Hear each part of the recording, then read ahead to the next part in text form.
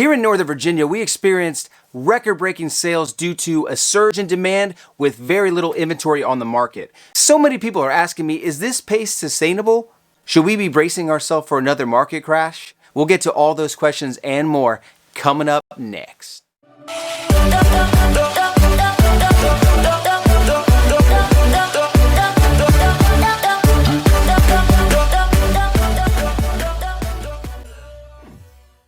As a full-time agent since 2014, I've been fortunate to experience several different real estate markets, which include times when it favors buyers, favors sellers, and times when it's more evenly balanced. 2021 was an extreme seller's market all across the country, which left buyers with a lot less leverage than previous years.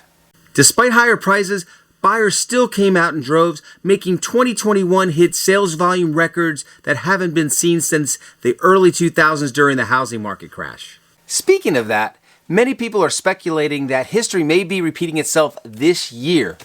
Are they onto something? One common mistake I see constantly is that many opinions are baseless without any data to back up their claim.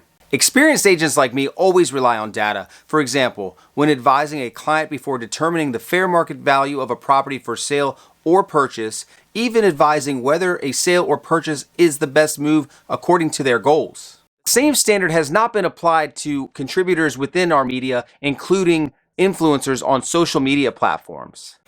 Here are several examples of what's been circulating. One key indicator we need to examine are the number of houses in foreclosure now and in the preceding months. That way we can compare it to the housing market crash of the mid-2000s. Before that, please remember, much of what I'm sharing here pertains to the Northern Virginia real estate market, but while doing so, I will compare it to what's trending on the national level.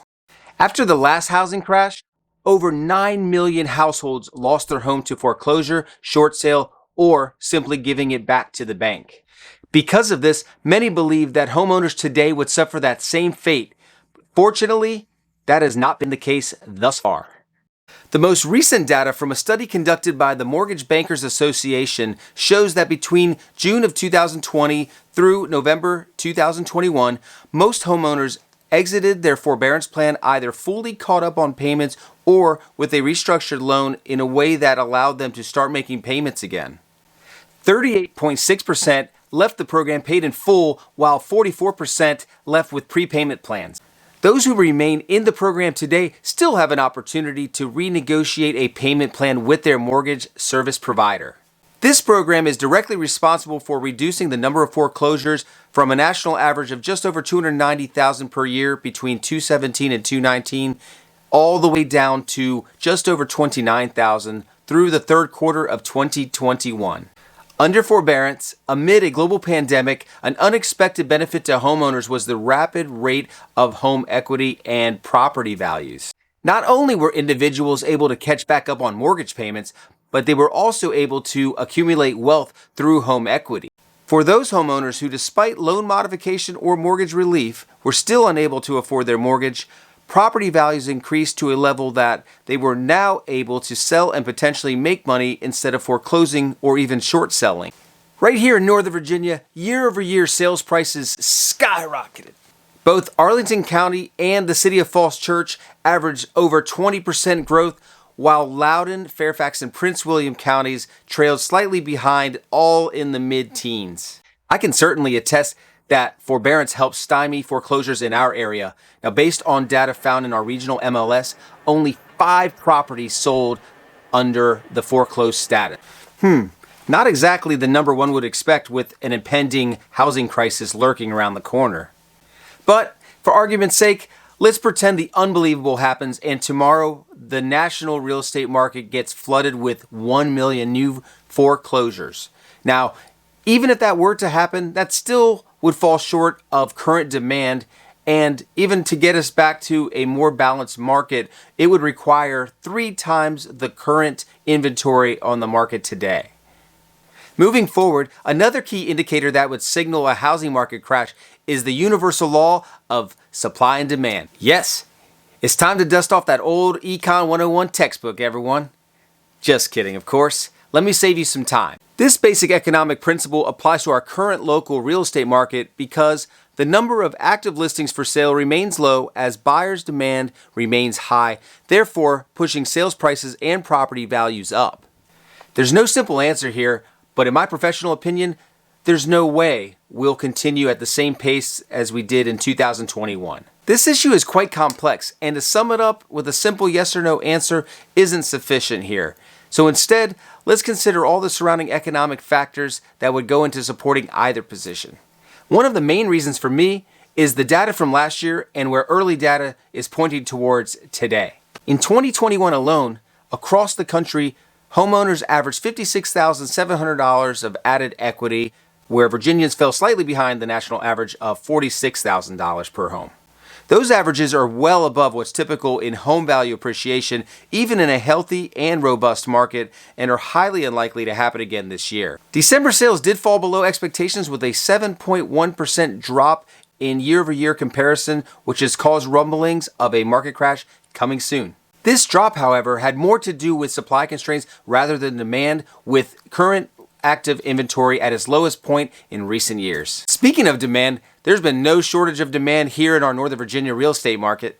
This year began right where we left off in November of 2021. There's just as much urgency for buyers today, including a large segment of first-time home buyers and real estate investors adding properties to their rental portfolios. Many first-time buyers are now entering the market while mortgage conditions are still favorable. This has prompted those who are considering a purchase later in the year or even next year to move up their timeline in order to secure a low mortgage rate. The latest sales data shows that nearly 30% of all purchases in December was at the hands of first-time home buyers. Investors have also accounted for a considerable amount of recent sales. In December alone, nationally, 17% of all sales were at the hands of investors. We would expect to see this many investors active in the market when conditions are more favorable towards buyers, not in a seller's market like we're in today. One of the main reasons investors are buying so many properties right now is because of low inventory, which favors their position in the rental market. For those buyers who either left the market on their own or were eventually priced out, now they have to settle for renting. Similar to residential sales, the rental market has exploded, leaving very little inventory on the market, and for those listings that come on, they get snapped up very quickly. Now we're seeing inventory in the rental market go quickly, even at premium rates. I believe the remaining motivated buyers in our market are coming to the realization that they're either going to have to make a move earlier than what they wanted to do, or they're going to end up being someone's tenant once again. In conclusion, based on the most recent data and trends that I'm seeing in our local real estate market, there are no signs at all that there would be a housing market crash in the year 2022. The economic fundamentals are just too solid right now for that to happen. There's simply too much equity for homeowners to walk away from, so instead of getting foreclosed on, why not sell and leave the transaction net positive in cash flow? Additionally, the job market here in Virginia continues to grow stronger, with our current unemployment rate at 3.2%, well below last year's average. With current demand still heavily outweighing supply, naturally, prices will continue to increase throughout the year.